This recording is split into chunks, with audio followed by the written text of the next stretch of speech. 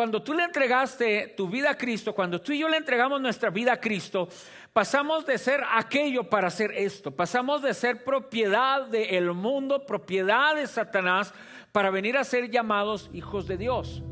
Entiende que ahora le perteneces a Dios. Serás mi especial tesoro. Cuando tú y yo entendemos el corazón de Dios, nos convertimos en esa parte de Dios.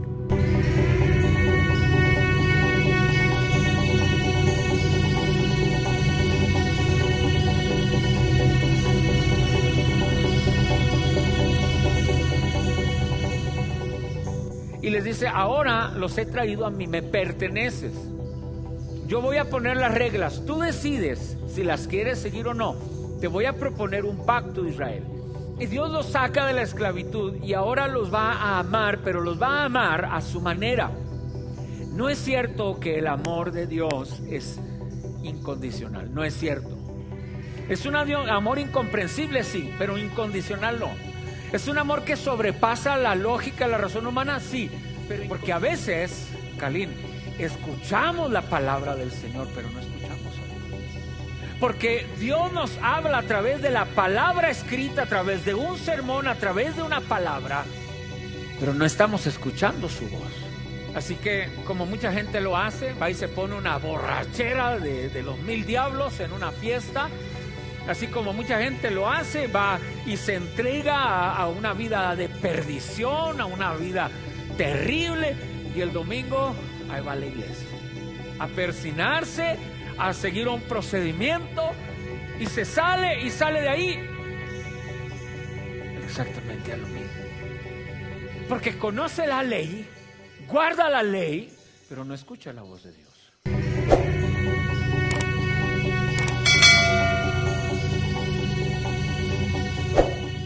Y así es como llegamos a Éxodo capítulo 19, ¿okay? Cuando el pueblo de Israel sale de Egipto, cruza el Mar Rojo y luego llegan a las faldas del monte Sinaí. Ahora sí lea conmigo. Dice en el verso 1, estoy leyendo Éxodo capítulo 19, 1 en adelante. Y en el mes tercero de la salida de los hijos de Israel de la tierra de Egipto, en el mismo día llegaron al desierto de Sinaí. Habían salido de Refidim y llegaron al desierto de Sinaí y acamparon en el desierto. Y acampó allí Israel delante del monte. Así que ahora tenemos a la nación aquí. ¿Okay? Imaginemos, tratemos de usar nuestra imaginación para colocarnos en medio de la nación de Israel a las faldas de un monte llamado el monte Sinaí o el monte de Dios. El monte Sinaí quiere decir el monte de Dios. Nada más, una nota aclaratoria, el monte Horeb y el monte Sinaí son la misma cosa, nada más con diferente nombre, pero es el mismo monte. Verso 3, y Moisés subió a Dios y Jehová lo llamó desde el monte, diciendo, así dirás a la casa de Jacob y anunciarás a los hijos de Israel. Okay. En la escritura, cuando se menciona la casa de Jacob separada de los hijos de Israel, se refiere por un lado al liderazgo y por otro lado al pueblo en general. ¿Okay? Así que le dice, así dirás a la casa de Jacob y anunciarás a los hijos de Israel. Vosotros visteis lo que hice a los egipcios y cómo os tomé sobre alas de águilas y os he traído a mí. Os he traído a mí. Aquí vamos a detenernos un poquito, porque lo que Dios está haciendo ahora va a comenzar Dios a poner su sello de identidad. ¿Okay? Dios va a poner un sello de identidad en el pueblo de Israel. Por eso les dice, te saqué de tierra de Egipto, te saqué de la esclavitud de Egipto, te saqué de allá, antes le pertenecías a ellos, ¿sí? Pero yo ahora te he sacado y ahora te he traído a mí, me perteneces a mí. Y a partir de este momento yo voy a poner unas reglas, voy a proponer un pacto. Ahora, el pacto del amo y del vasallo es aquel pacto en el que evidentemente el amo es superior al vasallo, es decir, el vasallo no tiene nada que ofrecer, el vasallo es un empleado, es es inferior al amo, no tiene ninguna propuesta que hacer. ¿Qué le puede ofrecer? ¿Qué le puede decir al amo que el amo no tenga?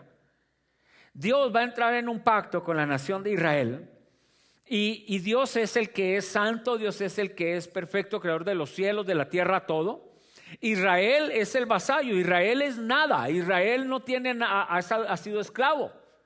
Entonces Dios va a ofrecer un pacto, y el pacto al que vamos a ir introduciéndonos hoy y el domingo es un pacto de amor. Si bien es cierto son mandamientos, si bien es cierto son leyes de parte de Dios, pero es un pacto de amor. Porque Dios, en primer lugar, ni tenía que sacar al pueblo de la esclavitud y lo decidió hacer. Y Dios los saca de la esclavitud y ahora los va a amar, pero los va a amar a su manera. No es cierto que el amor de Dios es incondicional, no es cierto. Es un amor incomprensible, sí, pero incondicional no. Es un amor que sobrepasa la lógica, la razón humana, sí, pero incondicional no. El amor de Dios es condicional, porque el amor es condicional. Cuando una persona ama a la otra, en esa relación de amor hay condiciones. La condición de la fidelidad, hay condiciones de integridad, hay condiciones de respeto, hay condiciones de una comunicación saludable, hay condiciones. No es un amor de que, sí, dale lo que quieras, pégame.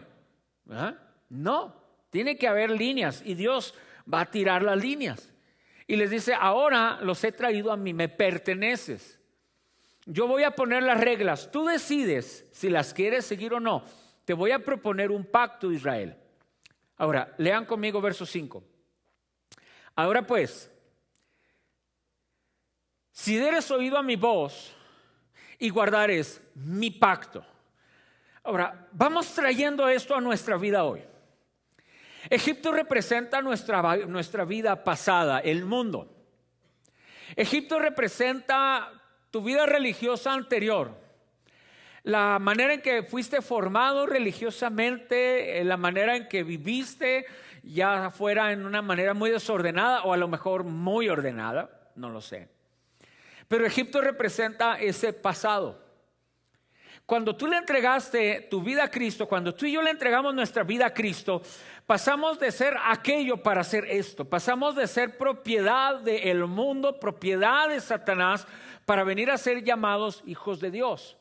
Y en esta relación vamos a entrar con Dios en un nuevo pacto. Vamos a entrar con Dios a una relación diferente. Y hay dos cosas que Dios pide a la nación de Israel.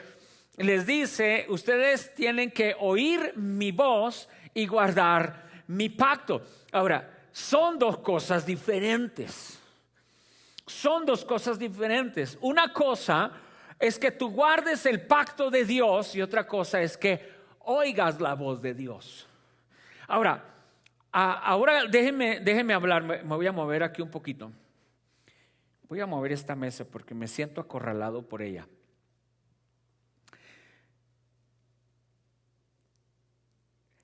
Hay funciones diferentes en el Antiguo Testamento.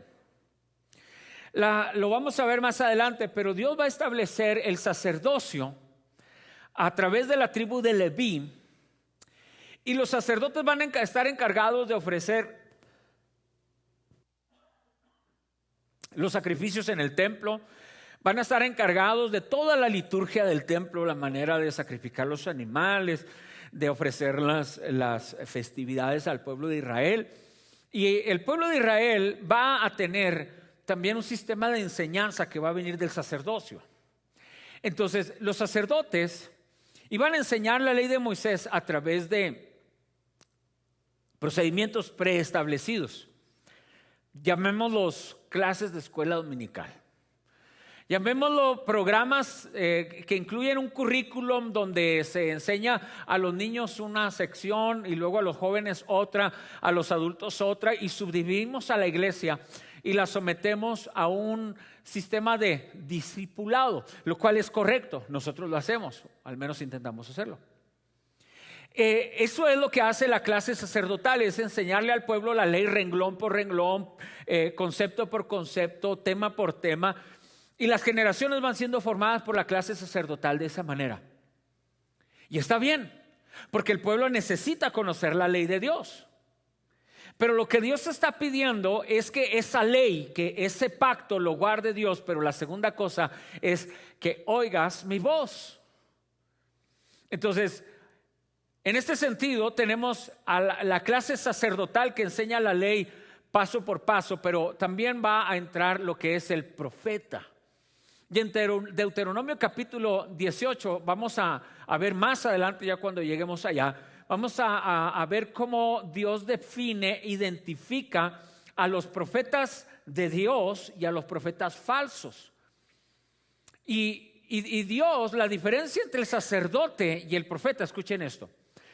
La diferencia entre el sacerdote y el profeta es que el sacerdote está encargado de enseñar la ley como está escrita. Y el sacerdote separaba y enseñaba la ley al pueblo como lo hace un pastor, por ejemplo. Y enseña como lo hace un maestro de escuela dominical, enseña como lo hace un maestro de niños o de jóvenes. Enseña la ley, enseña la palabra, enseña los principios, enseña los conceptos de Dios. Pero el profeta no va a enseñar la ley línea por línea ni tema por tema.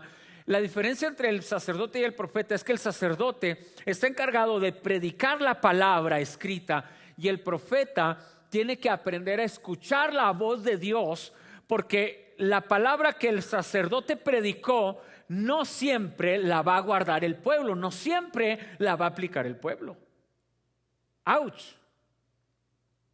Y aquí viene la frustración de nosotros. Muchos de los pastores nos pasamos preguntando: ¿qué estoy haciendo mal?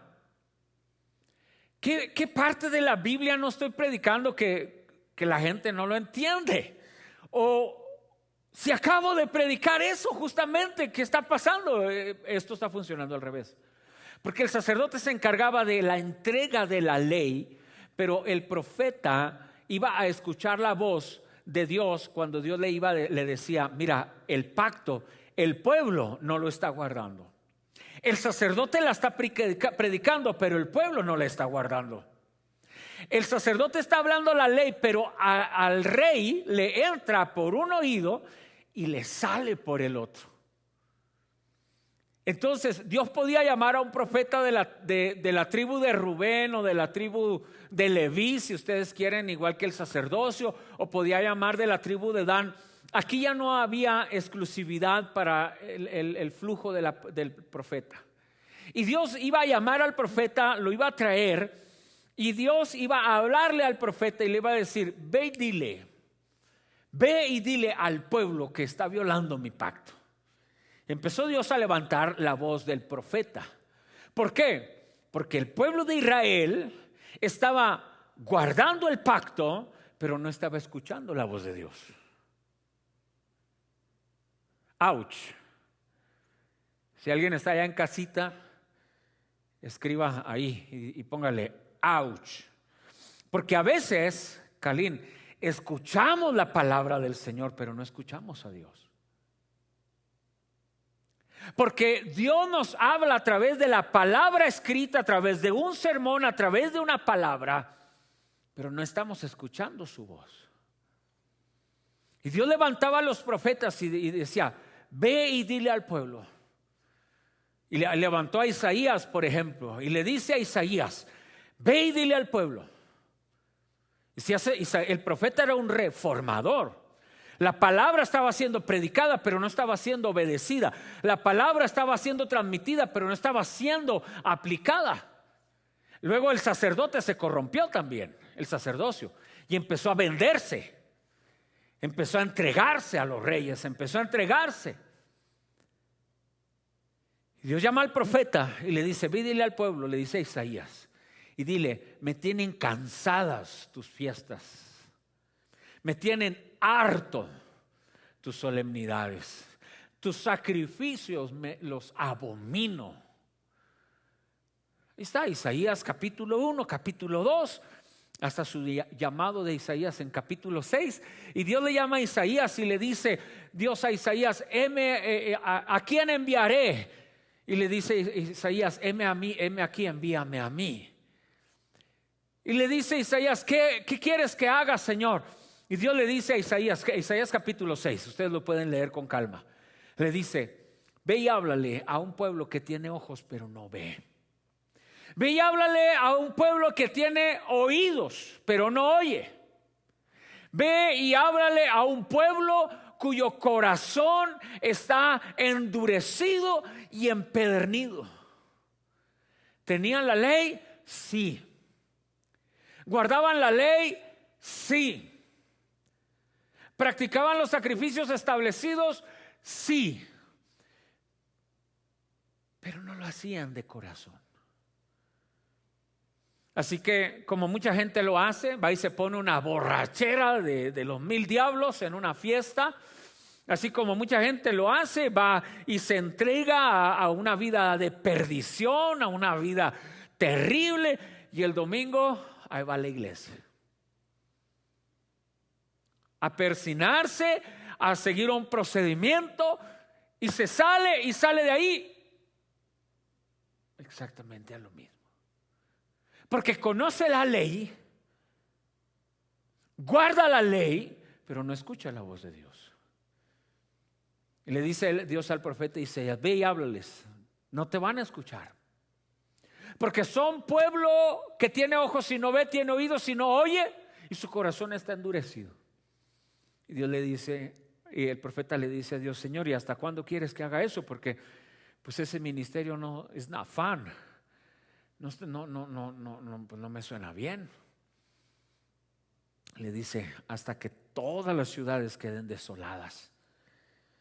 Dice, pero luego se levantará un pequeño remanente, brotará de la raíz, un pequeño remanente. Y de ese remanente levantaré una nueva generación. Iglesia, ¿qué es lo que la Biblia, qué es lo que la palabra nos está enseñando aquí? Dice, si dieres oído a mi voz y guardares mi pacto. Tú te puedes saber toda la escritura de memoria. Tú puedes conocer todas las 16 doctrinas fundamentales de las asambleas de Dios. Tú puedes conocer todos los procedimientos religiosos litúrgicos de la iglesia, pero no estar escuchando la voz de Dios. Escuchar la voz de Dios va más allá que saber de memoria 10 o 20 versos de la Biblia. Escuchar la voz de Dios va más allá, porque no solamente es conocer el pacto, sino vivir el pacto. Cuando Jesús caminó en la tierra con los discípulos eran judíos. Mateo era judío, Juan era judío, Pedro era judío, Felipe, Bartolomé eran judíos, Jacobo era judío. Habían sido formados en la ley, habían sido formados en el pacto de Moisés. Tenían un hermoso templo, extraordinario templo, remodelado y ampliado por Herodes. Gobernaba sobre de ellos una clase que se llamaban los fariseos, un grupo religioso político. El templo lo gobernaban los saduceos, ellos controlaban todos los espacios del templo, lo que sucedía en el templo. Tenían otra clase religiosa llamada los escribas, que se encargaban de la enseñanza de la palabra y de la transcripción de la palabra. Tenían todo. Tenían un sistema religioso respetado por el Imperio Romano, que eran sus amos y señores. A ese templo y a Jerusalén le llegaban unas 250,000 personas en el tiempo de la Pascua, cuando en Jerusalén vivían normalmente 40-50,000 personas. Ellos tenían la estructura religiosa, tenían la enseñanza religiosa. Los fariseos eran celosos de la ley de Moisés. Los saduceos eran celosos del procedimiento de los sacrificios en el templo.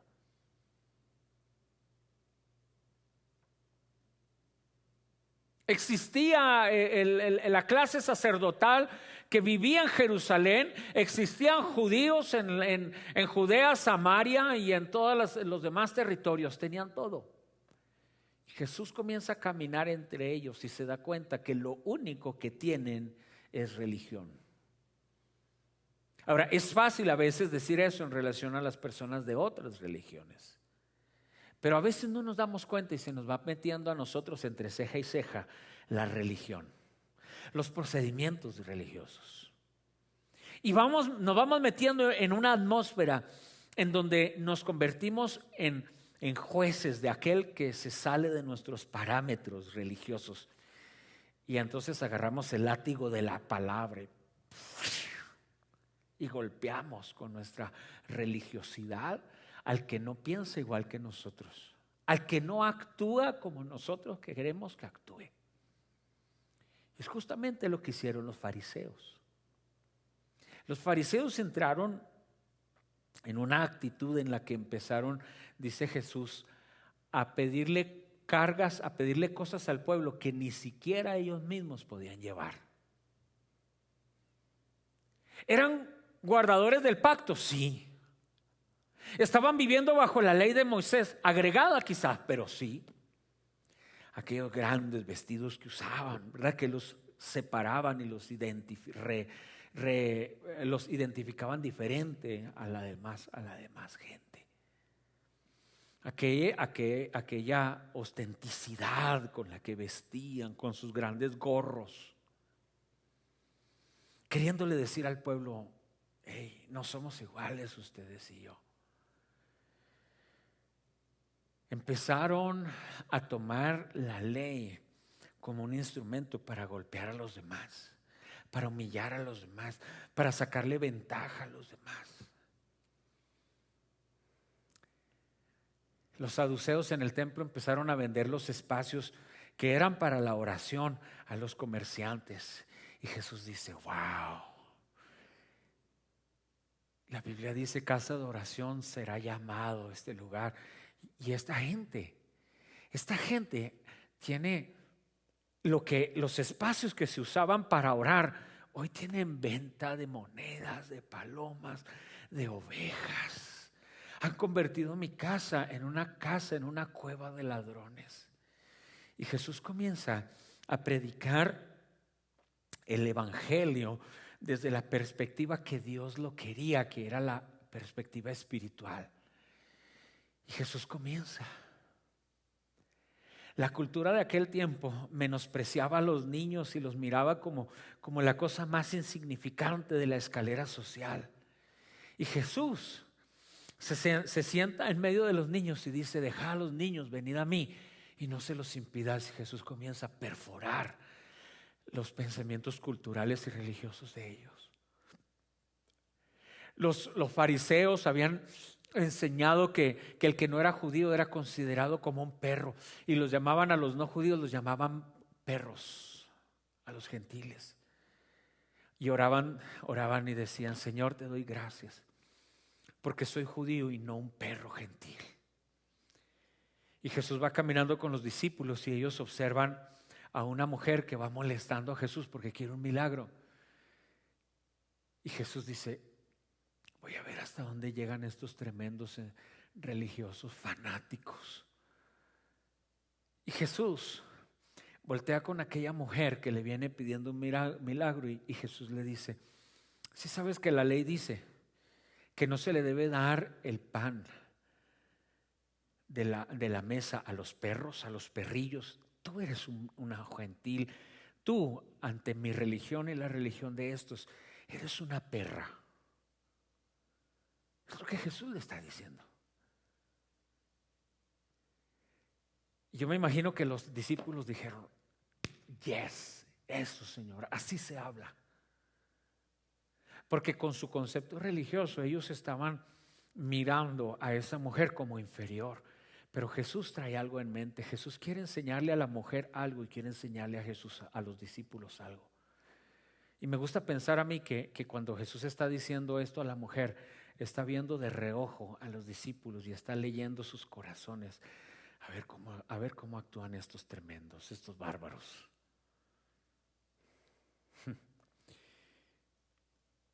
Y la mujer le responde a Jesús y le dice: sí, Señor, pero aún los perrillos comen de las migajas que caen de la mesa de sus señores. Y entonces el corazón de Jesús se dobla y dice: ay, ya me ganó. Ya me ganó. ¿Qué más le digo a esta mujer? Pero Jesús tiene algo que enseñarle a ella.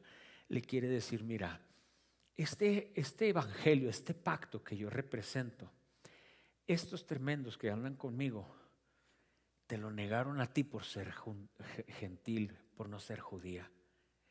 La religión de estos que les enseñaron los fariseos, los saduceos y los escribas, dice que tú no eres digna. Pero hoy te digo que mi evangelio es diferente. Hoy tengo para ti una palabra, mujer. Lo que ellos te negaron, te lo doy yo. Lo que tu religión te niega, te lo da Cristo. Lo que tu pasado te niega, te da Cristo. Lo que la sociedad te niega, Cristo te lo da. Cuando el diablo te dice que tú no eres digno de nada, Jesucristo te da dignidad. Cuando la sociedad te menosprecia, cuando la sociedad te avienta, cuando la sociedad dice tú no eres digno porque ya estuviste en la cárcel, cuando la sociedad te marca, te estigmatiza, te pone una etiqueta y te rechaza, Jesús te recoge. Y Jesús te dice: venid a mí todos los que estáis trabajados y cargados, que yo os haré descansar. Y hallaréis descanso, dice, para vuestras almas. Mujer, lo que estos te negaron, yo no te lo niego. Y Jesús hace un milagro. Pero a los discípulos, la enseñanza para ellos es: señores, ustedes entendieron mal el mensaje. Los enseñaron mal, hijos. Ustedes no entendieron, no se dieron cuenta. Pero los fariseos, los saduceos, su sistema religioso te cegó, te puso una venda y no te ha dejado ver que el propósito de Dios no solamente era para ustedes, sino para mujeres como esta. Que lo que ustedes menosprecian, Dios ama. El evangelio que los voy a mandar a predicar de ahora en adelante no puede hacer diferencia entre judíos y gentiles, entre dignos e indignos, entre justos y pecadores. El evangelio que ahora los voy a mandar a predicar es un evangelio que los va a retar a sanar al que no es digno, al que no merece. ¿Y qué hace la religión? La religión separa entre los dignos y los indignos.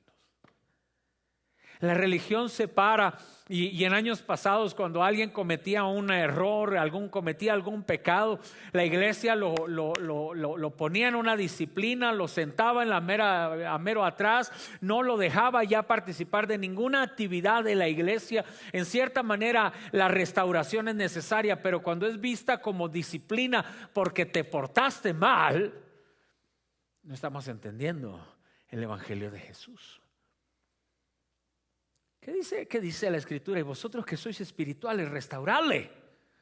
No dice termínalo de fusilar, no dice publica en la iglesia que está bajo disciplina.